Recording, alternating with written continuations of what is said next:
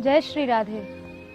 गाय अर्थात हमारा संपूर्ण धर्म, गाय अर्थात हमारी संपूर्ण अर्थव्यवस्था, गाय अर्थात वो स्रोत जो हमारी सभी कामनाओं को पूर्ण करने में समर्थ है, और गाय अर्थात मोक्ष यानी श्री कृष्ण प्राप्ति का सर्वोत्तम सोपान।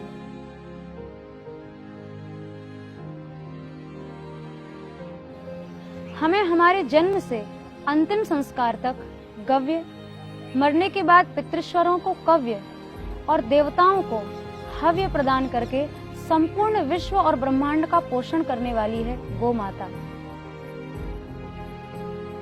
जहाँ खड़ी होती है वो भूमि तीर्थ रूपा हो जाती है, जहाँ रंभाती है वहाँ वेद ध्वनि प्रकट हो जाती है, जहाँ गोमय गोमूत्र छोड़ती है वहाँ आरोग्य सहित समस्त समृद्धियां आकर खड़ी हो जाती हैं। जिधर देखती है उधर सात्विकता का संचार होने लगता है। जिसकी प्रत्येक श्वास हर क्षण प्रकृति को सुंदर और दूषण रहित बना रही है। कोई इसे छू ले तो गो यज्ञ का फल, सहला दे तो गोदान का फल, और परिक्रमा करने पर धरती सहित सातों द्वीपों की परिक्रमा का फल, और दुहने पर तो साक्षात अमृत ही दे देती है।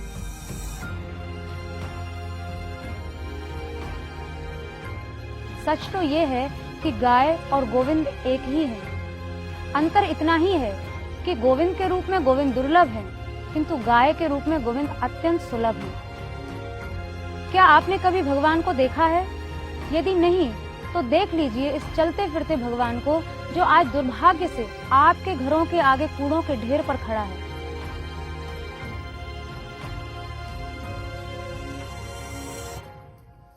या फिर जीवन भर डेयरी में खड़े होकर दूध पिलाने के बाद कत्ल खानों में भेज दिया जाता है, और उन बेचारे मासूम बछड़ों का क्या दोष? उनका तो कोई भविष्य नहीं, जो बेचारे पैदा होते ही या तो घर से बाहर कर दिए जाते हैं या फिर आपके द्वारा बधिकों को सौंप दिए जाते हैं।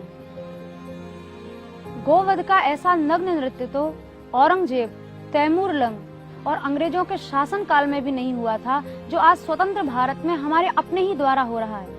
गो सेवा न करना ही गो हत्या को बढ़ावा देना है। भारत जैसे धर्मप्राण राष्ट्र में गोहत्या जैसा महापाप हम सबके आगे प्रश्नवाचक है।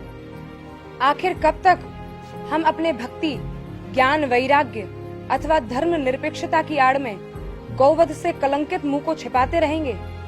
यदि सच्चे भारतीय हैं, कृष्ण भक्त हैं, तो क्यों भूल गए कि भगवान श्री कृष्ण ने गौ सेवा को सर्वोत्तम धर्म बताया? सच्चे गौ सेवक थे ब्रजवासी, जिन्होंने वृषभ रूप में आए हुए अरिष्टासुर का वध करने पर साक्षात श्री कृष्ण का भी परित्याग कर दिया। आज उन्हीं मासूम बछड़ों, वृषभों की देश में सर्वाधिक हत्या हो रही है और संपूर्ण शासन व्यवस्था मौन है। राजा थे परीक्षित। कलयुग ने वृषभ रूपी धर्म के ऊपर प्रहार किया तो खदेड़ दिया। आज माताजी गौशाला ऐसे ही कत्ल खानों से बचाए गए हजारों वृषभों, बछड़ों की सेवा के द्वारा एक अनूठा आदर्श स्थापित कर रही है।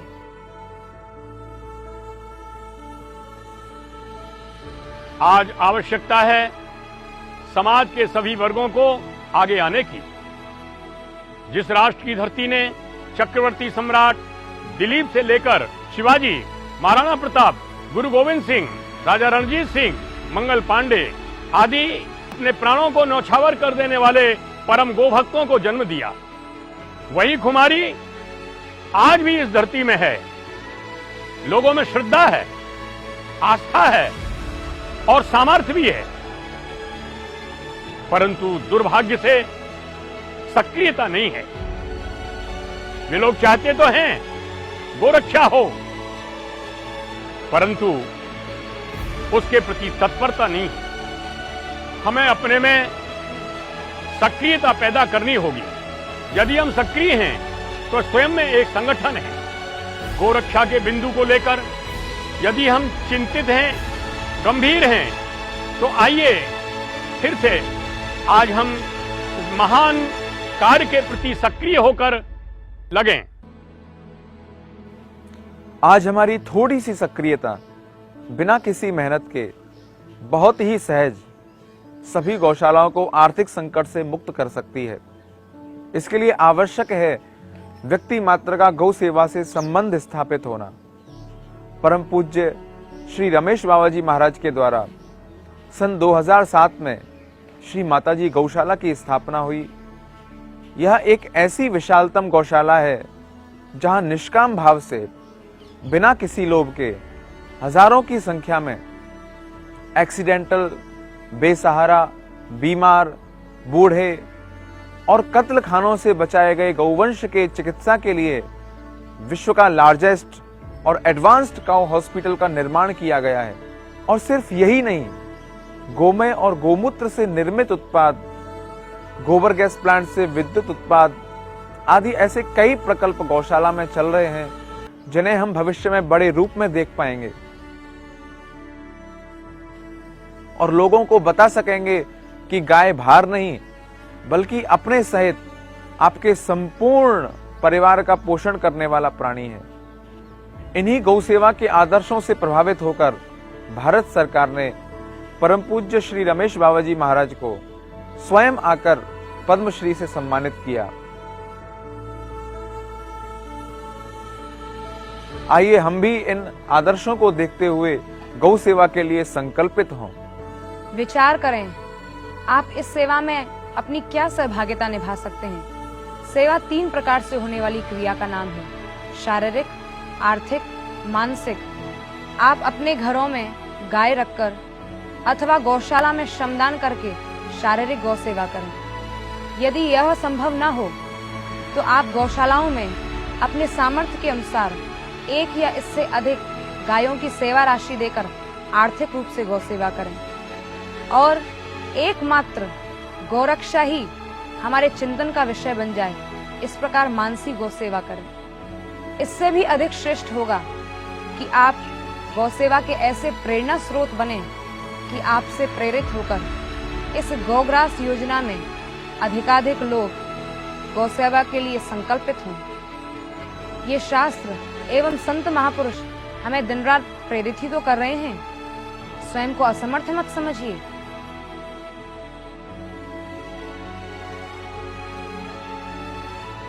याद करें, महाभारत के पूर्व अर्जुन भी तो हताश हो गए थे। तब योगेश्वर भगवान श्री कृष्ण ने अर्जुन को एक ही शब्द में कर्तव्य बोध करा दिया: निमित्त मात्रम भव सव्यसाची। अर्जुन, तुम तो निमित्त मात्र हो, सब कार्य तो मैं ही कर रहा हूँ, फिर कैसी असमर्थता और कैसी असफलता। व्यक्ति मात्र के अंदर किसी भी सत्कार्य के प्रति जो इच्छा शक्ति है एवं क्रिया शक्ति है, वो मेरा ही स्वरूप है। बस सेवक के अंदर सब कुछ न्यौछावर करने का साहस होना चाहिए। भगवान स्वयं कहते हैं कि तुम चलना तो आरंभ करो, मैं स्वयं आगे बढ़कर तुम्हारी शेष दूरी पूरी कर दूंगा। गौग्रास योजना के अंतर्गत आप किसी भी ध्यान रखें, विश्वसनीय गौशाला में ही गौ सेवा करें। तो आइए हम सब मिलकर इस सेवा में आगे बढ़ें।